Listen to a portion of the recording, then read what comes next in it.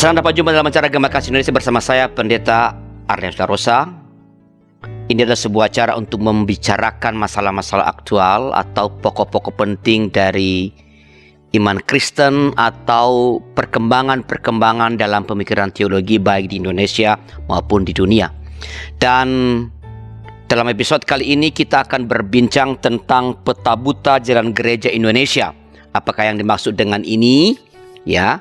Untuk itu telah datang di studio narasumber kita Bapak Pendeta Dr. Martin Lukito Sinaga. Selamat datang Pak Martin. Terima kasih Pak Arlianus Larosa, terima kasih atas undangannya. Ya Pak, Pendeta Martin ini adalah narasumber kita yang udah berapa kali hadir, tapi saya tetap ingin memperkenalkan beliau adalah Pendeta GKPS. Betul. Gereja Kristen Protestan Simalungun. Protestan Simalungun, ya, Simalungun. Dan beliau juga adalah sebenarnya seorang pengajar di Sekolah Tinggi Filsafat Teologi Jakarta dan Sekolah Tinggi Filsafat Driyakara. Ya. Dan memberikan ceramah di berbagai tempat tentang masalah-masalah politik, masalah-masalah interfaith, dan belakangan tentang Pancasila. Ya. Sekarang sedang punya pekerjaan di Ya, secara khusus membantu mengukur indeks aktualisasi Pancasila. Indeks aktualisasi Pancasila. Wow. Jadi nanti kita lihat apakah Pancasila betul-betul mengakar dalam kehidupan masyarakat, begitu maksudnya. Ya, dan ada keterukurannya ya. Ada ukurannya. Baik. Kita akan mulai percakapan kita tentang peta buta jalan gereja Indonesia. Pak Martin, setelah kita memasuki atau mengalami pandemi COVID-19 ini udah hampir setahun ya. Hampir setahun. Sudah hampir setahun. Nah, setelah pandemi ini menghajar kita setahun, seperti apa peta politik Indonesia? Apakah ada pengaruh pandemi ini dan perubahan-perubahan seperti apa yang terjadi dalam peta politik Indonesia, Pak Martin? Menarik sekali ya, bahwa secara umum pemerintah kita barusan menunjukkan mereka berhasil mendatangkan vaksin, gitu ya.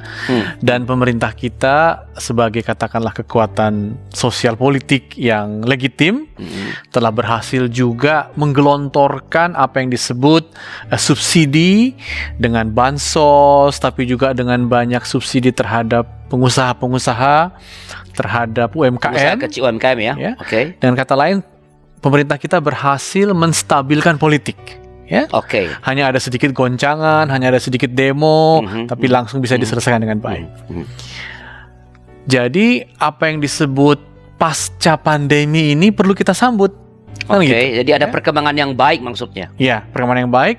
Di pihak lain ada percakapan bahwa pasca pandemi ini politik negara semakin kuat, semakin dominan, kan gitu. Politik negara. Karena sekarang orang membutuhkan negara. Untuk kesehatannya, untuk ekonominya, ya, bahkan untuk hal-hal yang bersifat katakanlah pendidikan juga, negara yang diharap mampu menyelesaikan situasi pandemi dan pasca pandemi. Nah, lalu kita bertanya, umat Kristen tentu mestinya menemukan satu positioningnya, gitu loh. Sebelum ke sana, Pak Martin, apakah dengan mengatakan bahwa pasca, mungkin belum pas, tapi di ujung-ujung di mana upaya untuk menghentikan pandemi ini sudah semakin jelas terlihat petanya karena vaksin sudah tersedia. Tadi Pak Martin mengatakan politik negara lebih dominan. Apakah itu maksudnya bahwa politik identitas yang sebelumnya dan sebenarnya juga menyertai perjalanan kita di tahun 2020 itu udah semakin meredakah? Politik identitas memang pada masa pandemi ini tidak cukup berhasil untuk mempengaruhi massa. Namun dengan berakhirnya beberapa bulan yang lalu pilkada ratusan daerah, kita bahkan sekarang memiliki variasi politik yang mempengaruhi kehidupan kita. Variasi itu sering disebut bahwa oligarki, bahwa dinasti dan money. Itulah yang sekarang masih menentukan suasana politik. Dan oligarki, dinasti, dan money ini semua sebenarnya sedang mau mengambil kesempatan untuk menjaring atau mendapatkan sumber-sumber negara gitu ya. Oke. Jadi negara kuat, negara kita kaya, negara kita punya cukup dana untuk membiayai semua ekses pandemi ini. Lalu politik kita memanfaatkan itu dengan mempertahankan oligarki. Artinya elit tetap mengontrol ya. Juga apa yang disebut dinasti, keluarga-keluarga yang dulu bupati mengusahakan anaknya bupati, gubernur bupati dan seterusnya, dan itu semua menunjukkan politik kita masih ditentukan oleh money itu ya, uang, politik uang. Jadi suasana ini membuat kita bertanya, mestinya ada dong cara Kristiani menghadapi itu. Kalau enggak ya kita tertelan lagi oleh kekuatan uang, kekuatan keluarga-keluarga dan oligarki, yaitu kekuatan ekonomi mereka itu gitulah. Nah, jadi apa tadi kalau kembali kepada tadi yang Pak Martin bilang, apa kalau begitu yang dialami oleh umat Kristen di tengah-tengah perubahan yang semakin membaik itu? Apa yang apakah memang bandul politik ini akan semakin menghilangkan kekuatan politik identitas menurut Pak Martin? Bandul politik ini akan membuat politik identitas tertidur sebentar. Ya? Karena sekarang diganti oleh kekuatan yang disebut keluarga dinasti dan juga oligarki itu ya, kekuatan uang itu. Tapi yang paling berat sebenarnya ini akan membuat kehadiran sosial politik Kristen tidak signifikan gitu ya. Digilas oleh tiga keadaan kekuatan ini. Oligarki, dinasti dan money. Iya. Nah, di tengah boleh kita sebut himpitan itu bagaimana mestinya apa kira-kira yang bakal dialami oleh orang-orang Kristen? Apakah ini akan membuat mereka orang-orang Kristen itu semakin punya peran atau semakin tersudutkan sebenarnya dengan perubahan seperti ini? Kalau dengan politik identitas jelas kita akan berbenturan keras. Betul. Nah, kalau ini bagaimana? Makanya judul percakapan kita jangan-jangan kita sedang dalam peta buta. Jadi gereja bisa mendengar, dia mendengar ada ini kekuatan politik yang punya uang, udah kita dukung, kan gitu ya. Ada mengatakan, di sana sebenarnya keluarga besar ini yang mendominasi kabupaten ini, udah kita dukung keluarga besar itu dengan marga itu gitu. Jadi gereja bisa seperti orang buta yang menunggu suara apapun, lalu mendekatinya, lalu meminta untuk dibimbing atau saling mendukung begitu. Menurut Pak Martin, kecenderungan gereja atau orang-orang Kristen seperti itu? Ada kecenderungan seperti itu. Jadi dia tidak menemukan jalannya sendiri, dia tidak menemukan katakanlah panggilan etika Kristennya dalam medan sosial politik. Kenapa? Karena dia seperti dibutakan oleh kekuatan dinasti, oligarki dan money ini, sehingga mana yang memanggilnya itu yang disambutnya. Siapa tahu membuat dia eksis atau lebih didengar. Walaupun nanti biasanya kalau udah dipakai dia akan ditendang juga begitu. Jadi, apa yang membuat sebutlah gereja atau mungkin para pemikir Kristen atau mungkin politisi beragama Kristen itu punya kecenderungan yang tadi mana melekatkan diri pada yang punya peluang untuk menang atau berkekuatan itu, Pak? Ya mungkin karena selama ini kan problem kita itu menghadapi politik identitas yang tidak toleran, kan gitu ya. Jadi kita menghadapi bagaimana agar kita bisa diterima, khususnya oleh saudara-saudara kita yang Muslim secara sosial politik kan begitu. Nah, tapi ketika politik identitas sudah nggak ada lagi, kita jadi bingung. Kita sekarang harus menghadapi apa ini, gitu ya. Sementara di luar sana situasi sosial politik amat ditentukan oleh dinasti, oligarki dan money tadi. Nah, itu yang membuat kekristenan seperti belum menemukan dia mau melangkah dengan strategi apa di tengah keadaan ini. Apakah keadaan yang sama itu juga akan terjadi pada kelompok agama yang lain, sebut agama besar di Indonesia misalnya agama Islam? Menurut saya Islam beruntung karena negara berharap katakanlah NU dan Muhammadiyah, menjadi kekuatan yang bersifat moderat. Sehingga dengan lebih mudah saudara-saudara kita yang muslim mengatakan kami ini akan besar sebagai kekuatan moderasi. Kami ini bahkan akan didukung oleh negara untuk mengembangkan kemungkinan-kemungkinan kami menjadi jalan tengah Islam yang bersifat inklusif itu. Jadi mereka secara politik akan signifikan, disukai negara, disukai masyarakat, bahkan secara internasional orang akan mengatakan lihatlah Islam Indonesia ini betul-betul signifikan. Kenapa? Karena dia moderat, dibiayai supaya moderat gitu ya. Karena seluruh program Departemen Agama sekarang adalah moderasi agama, bayangkan. Apakah sebutlah tadi misalnya dalam tanda kutip keberuntungan yang bakal dialami oleh teman-teman kita Muslim itu NU Muhammadiyah itu berdampak konstruktifkah, bukan menguntungkan ya, konstruktifkah bagi kalangan Kristen dan kalangan agama lain? Artinya apakah itu akan membuat relasi antar agama semakin equal, atau itu sebenarnya juga pada saatnya ya tidak ada bedanya apa yang akan dialami oleh orang-orang Kristen beragama lain itu, karena ada kekuatan yang besar. Kalau dulu dengan jelas politik identitas, sekarang atas nama demokrasi, atas nama kehidupan yang lebih moderat, tetapi sebenarnya dikendalikan oleh kekuatan ini. Mungkin di situ arahnya. Kita nggak terlalu dianggap karena kami sudah bisa merangkul negara dan kami sudah bisa membuat situasi Indonesia ini stabil. Sehingga mungkin kita seperti ikan-ikan kecil yang selalu berenang dengan di bawah ikan paus itu loh, ya.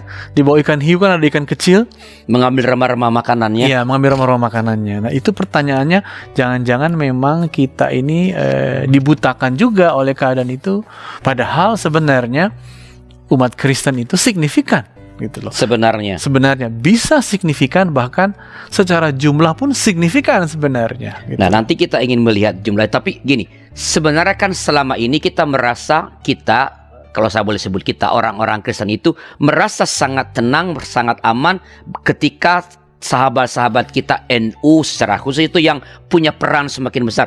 Itu euforia ketika pergantian Menteri Agama kan Anda lihat itu. Betul.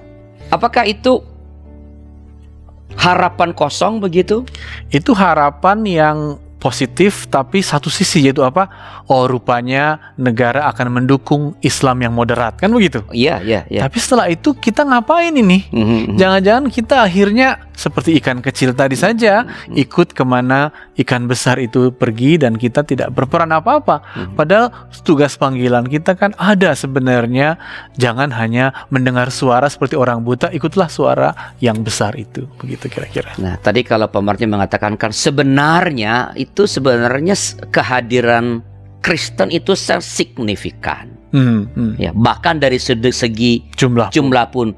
Lalu kita hanya tadi justru punya kecenderungan ikutan mendekat pada mana yang berpeluang punya kekuatan, punya kekuasaan, kemenangan. Tapi ditunda Pak setelah informasi berikut ini. Baik.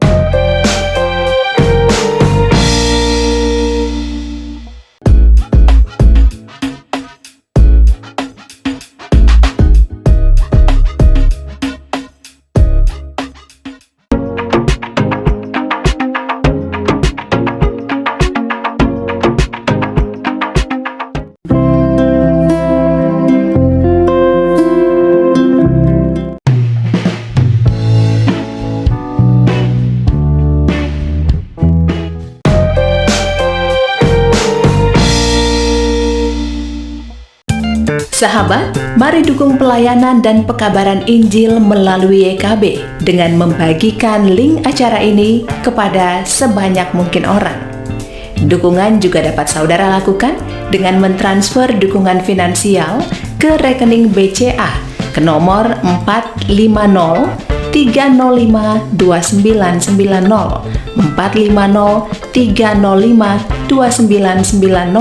atas nama Yayasan Komunikasi Bersama.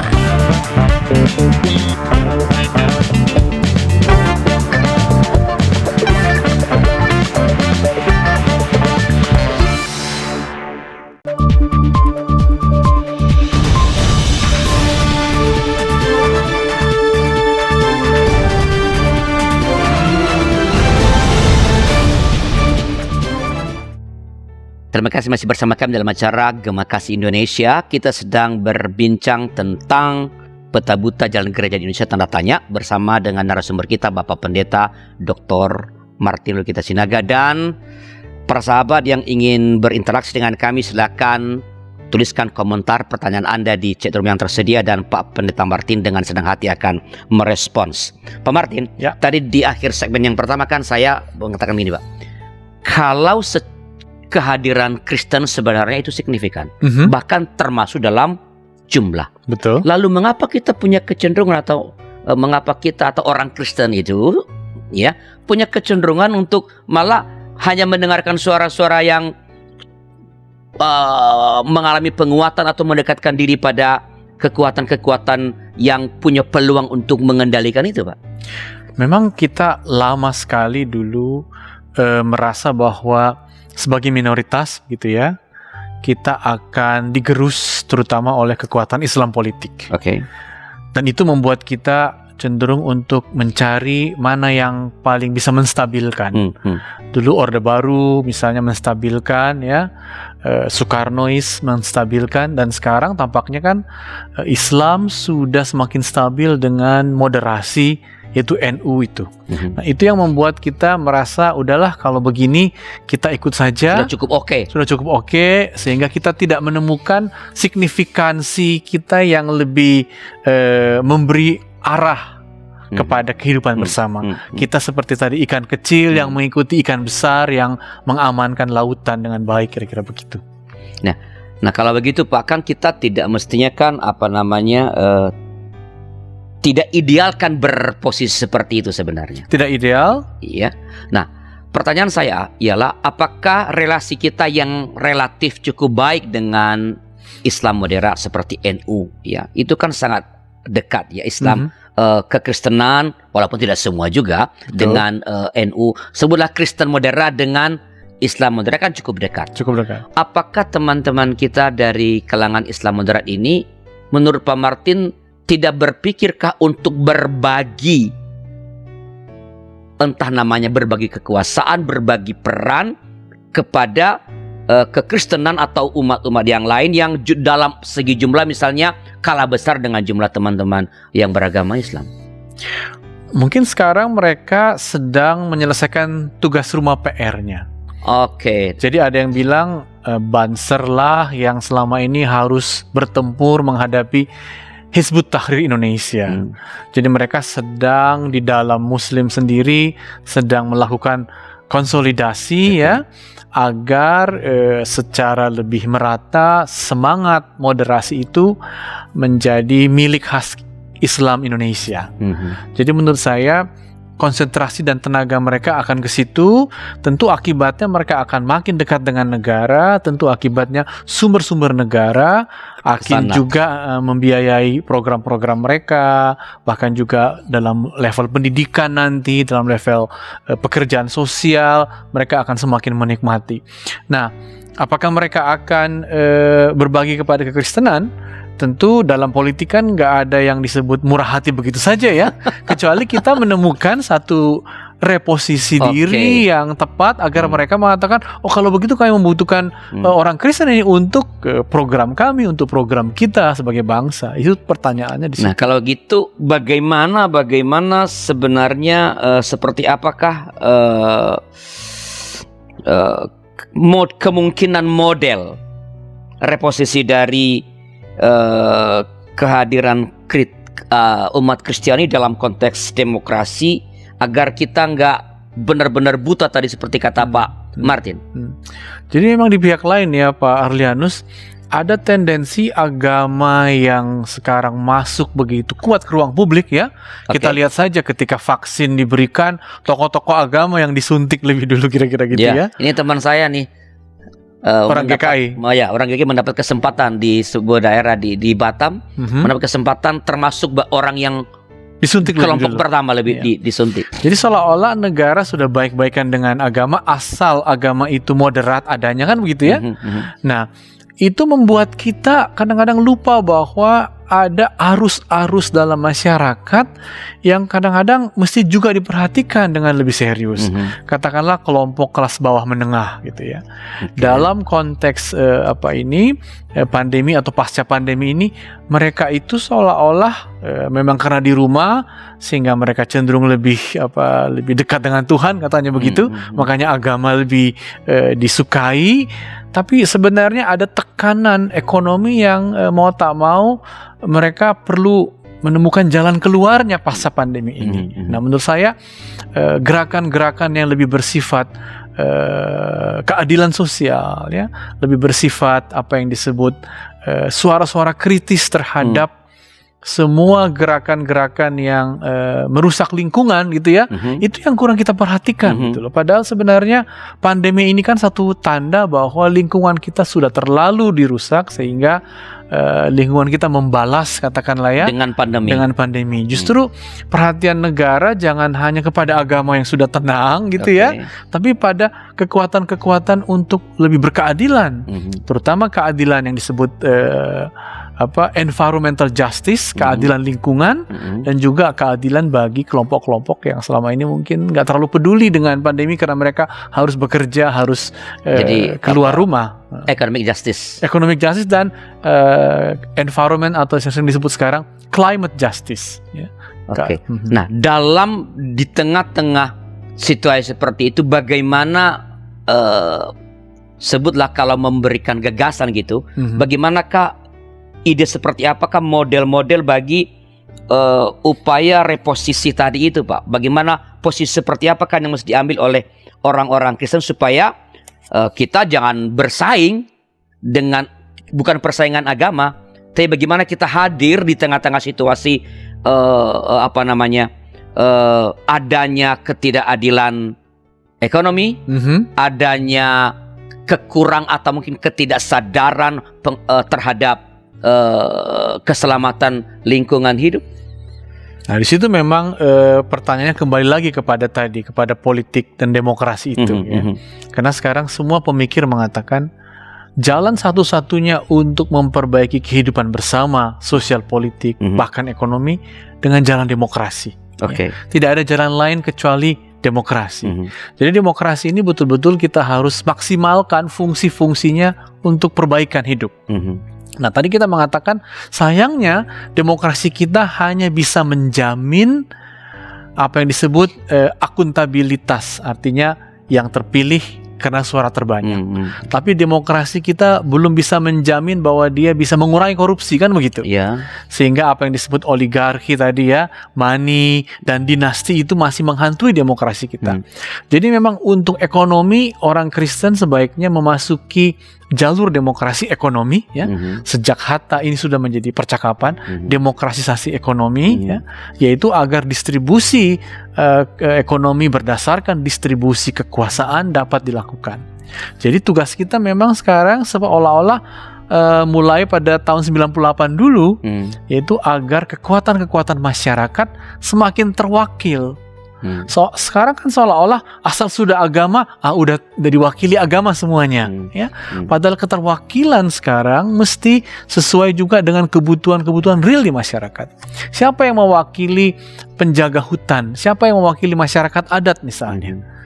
Padahal mereka yang siang malam menjaga hutan misalnya.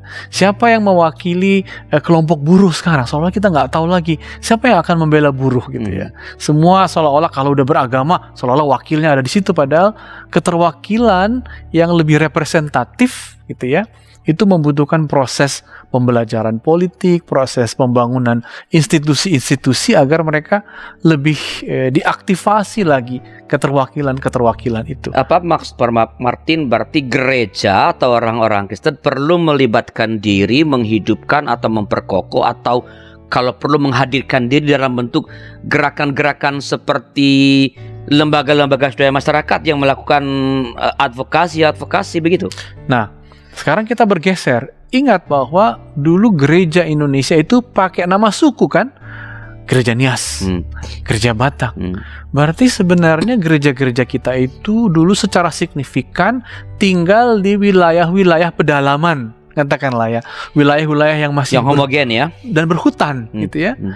Tapi urusan gereja dulu mencari jiwa. Oke. Nah, sekarang urusan gereja adalah menjaga ruang gereja itu. Bagaimana gereja menjaga hutan di Mentawai? Kita sebut gereja kita gereja Mentawai, hutan di Mentawai apa kabar sekarang? Kan itu. Bagaimana menjaga lingkungan di Nias, bagaimana menjaga lingkungan di Sumatera Utara, bagaimana menjaga lingkungan di Kalimantan. Bayangkan Kalimantan itu disebut gereja Kalimantan Evangelis GKE. Bagaimana Papua? Jadi nama kita kiranya Lekat, sekarang semakin kita sadari itu nama tempat yang harus dijaga lingkungan, dan itulah krisis terbesar yang akan kita hadapi kalau lingkungan kita semakin hari semakin hancur. Kalau bergerak di bidang itu, kalau tadi saya kaitkan dengan bahwa arah politik ini kan agama sebelah kawan-kawan kita Muslim yang modern itu semakin melekat dekat dengan pemerintah, saling percaya di antara mereka ada. Betul. Ya, maka artinya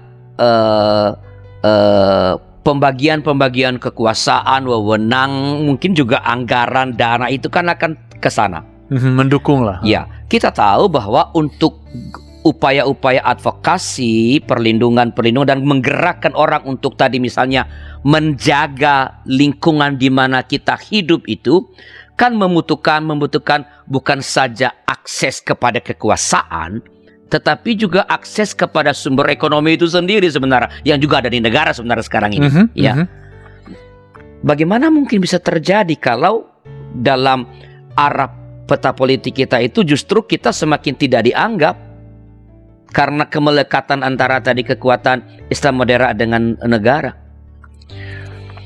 Di sini kita memang harus menemukan jalan melihat bahwa kalau secara sosial, kultural, agama sudah bekerja baik dengan negara, maka sekarang tugas bersama dan keprihatinan bersama kita adalah lingkungan hidup. Dan itu berskala global. Nah, sehingga menurut saya gereja harus menemukan bahwa urusan Indonesia yang gereja mau katakanlah pelopori bukan hanya urusan menjaga harmoni sosial, tapi menjaga harmoni dengan keutuhan lingkungan, keutuhan ciptaan. Menggali kembali tema WCC berapa? Menggali kembali GPIC, Justice, Peace, Integrity of Creation. Karena ini kalau kita nggak tangani, lihatlah sekarang gampang sekali kita banjir, gampang sekali kita kebakaran hutan, gampang sekali perubahan lingkungan terjadi, dan itu membutuhkan penemuan kembali cara merawat lingkungan hidup yang namanya nama gereja. Batak, Nias, Mentawai, Papua, Ambon, Maluku, begitu loh. Jadi menurut Pak Martin, salah satu posisi yang bisa diambil oleh gereja sekarang ini adalah menggerakkan upaya-upaya untuk menjaga harmoni dengan lingkungan itu sambil dia kembali pada identitas awalnya yang memang berada di tengah-tengah alam tuh. Betul. Tadi Nias, Batak, begitu maksud Pak Martin? Iya. Bayangkan mungkin Pak Adrianus pernah ke Sumba. Saya juga ke Sumba pas Sidang Raya. Sumba disebut sebagai pulau terindah, tapi sekaligus pulau terkering. Tapi NTT kita tahu sekaligus sebagai eksportir tenaga kerja murah yang mereka katakanlah sekarang tiap hari harus menerima mayat-mayat kembali dari luar negeri kan begitu. Justru ini semua bermula dari lingkungan hidup yang kita bersyukur masih punya keindahan, tapi itu tidak akan lama lagi, sehingga bagaimana caranya agar di lingkungan hidup itu sendiri orang-orang dapat hidup darinya dan saling menjaga, saling menghidupi. Dan ini bukan hanya soal ekonomi, tapi ini soal kesehatan dunia. Ya, kita tahu, kita ingat bahwa pandemi ini adalah kegagalan merawat bumi, dan bumi katakanlah mengeluarkan penyakit apalagi binatang karena lingkungan ekosistemnya yang terdesak. Menurut saya di situ. Oke, apakah itu satu-satunya model dari sebuah reposisi peran gereja dalam merespons perubahan arah politik di negara kita ini? Kita akan bicarakan setelah informasi berikut ini.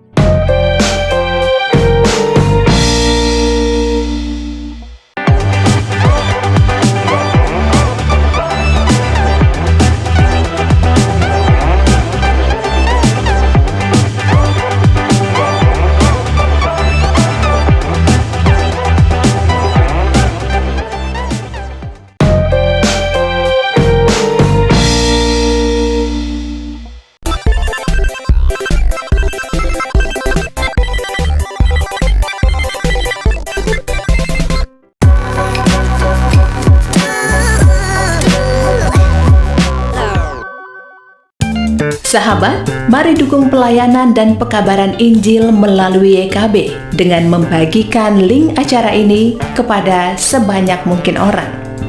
Dukungan juga dapat saudara lakukan dengan mentransfer dukungan finansial ke rekening BCA ke nomor 450-305-2990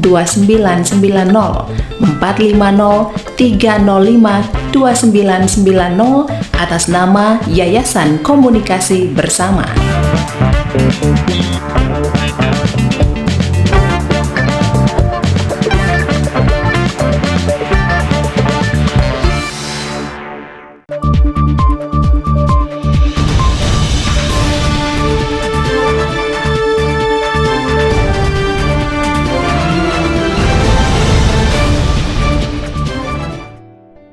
Terima kasih masih bersama kami dalam acara Gema Kasih Indonesia, acara untuk memperbincangkan topik-topik tertentu yang hangat atau ajaran-ajaran gereja atau perkembangan-perkembangan pemikiran teologi dalam kehidupan kekristenan. Dan kali ini kita bicara mengenai peta buta jalan gereja Indonesia bersama narasumber kita Bapak Pendeta Dr. Martin Lukita Sinaga. Pak Martin, Pak Martin udah ngomong tadi kan soal salah satu model kehadiran, ya, yaitu memperhatikan atau advokasi, menggerakkan masyarakat untuk semakin memperhatikan dan menjaga harmoni dengan lingkungan. Apakah itu satu-satunya, Pak Martin?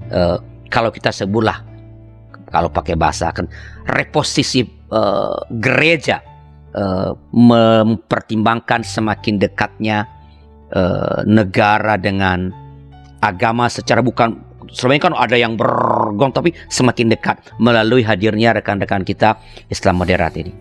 Nah, jadi memang kita harus meyakinkan bahwa ketika negara sudah bekerja sama dengan baik bersama agama, terutama Islam, jangan seolah-olah itu sudah selesai.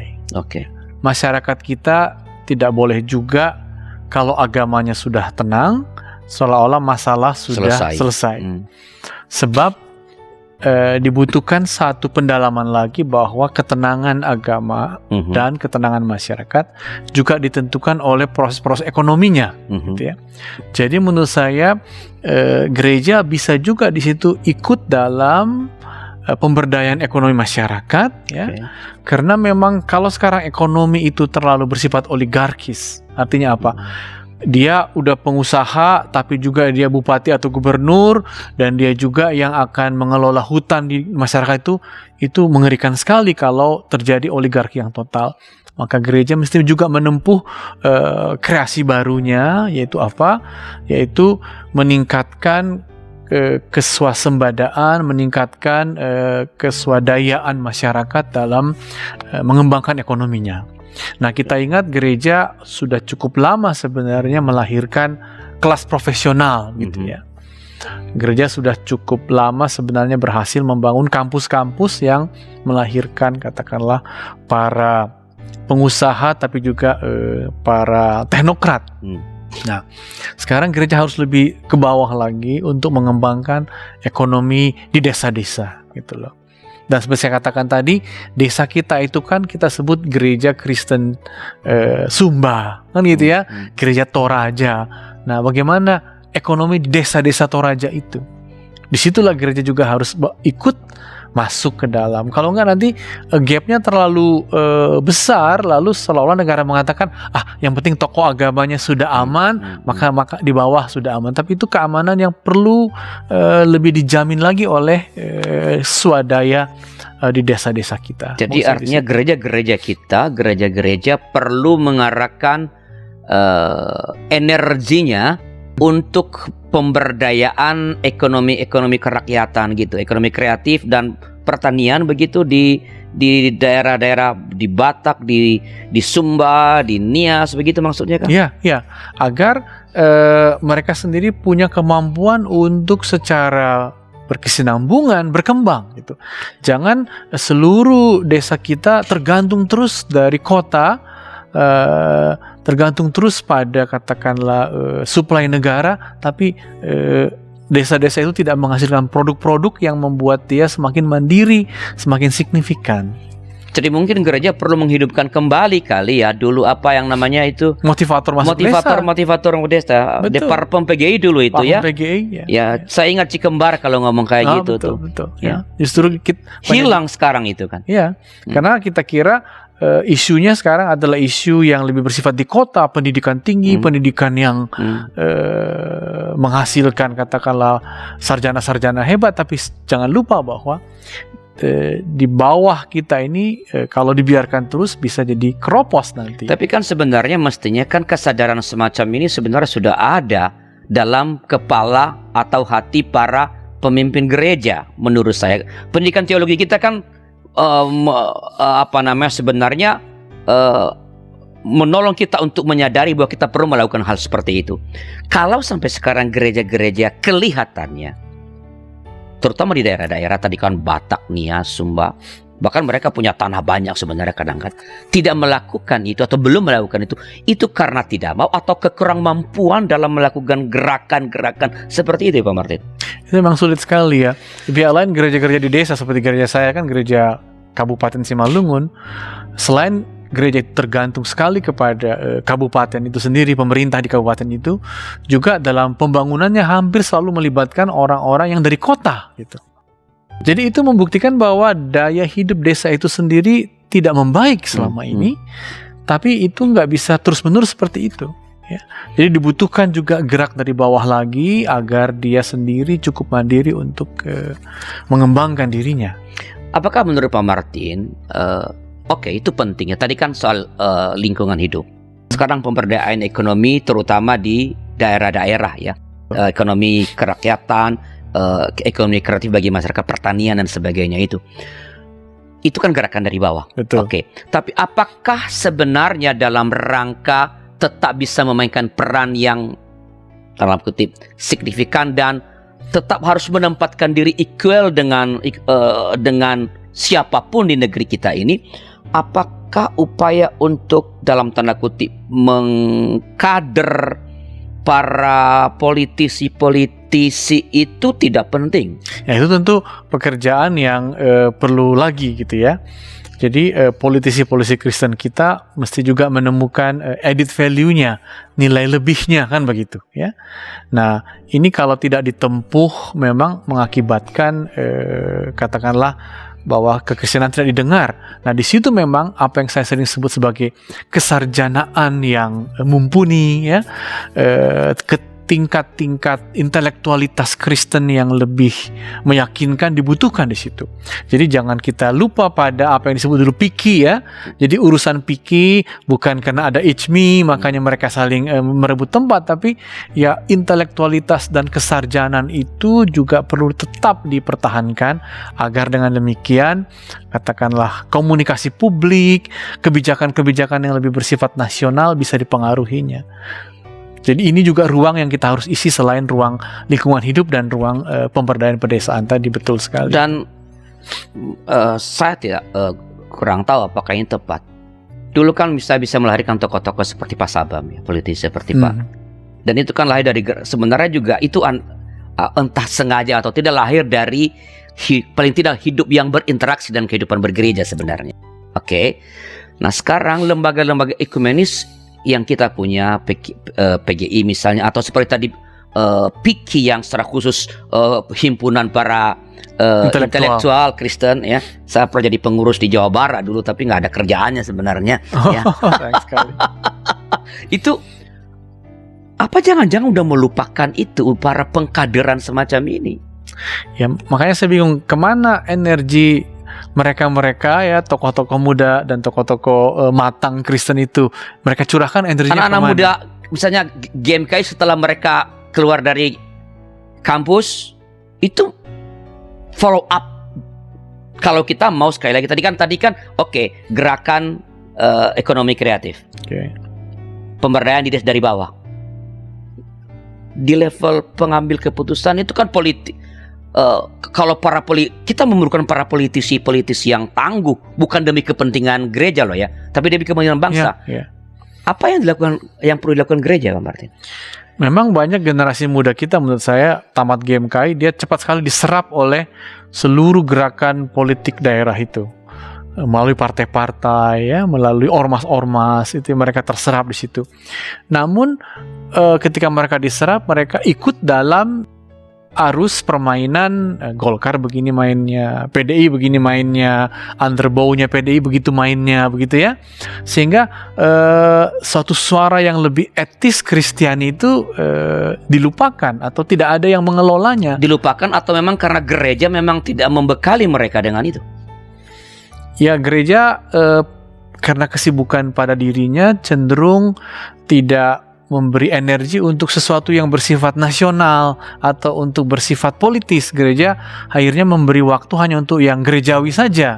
Bukankah ini salah satu bagian dari reposisi yang mesti dilakukan gereja mestinya? Ya. Jadi akademi seperti Akademi Lemena misalnya dengan PIKI sekarang mesti Lemena lebih namanya. didukung lagi oleh gereja agar apa? Agar ada middle ground, ada katakanlah platform menengah pasca gereja tapi tidak politik gitu ya, yang bersifat kesarjanaan dan juga memberi inspirasi bagi aktivis-aktivis Kristen di level politik dan demokrasi ini. Saya kira tugas kita di situ harus diteruskan. Ya. Penyebaran gagasan bagaimana?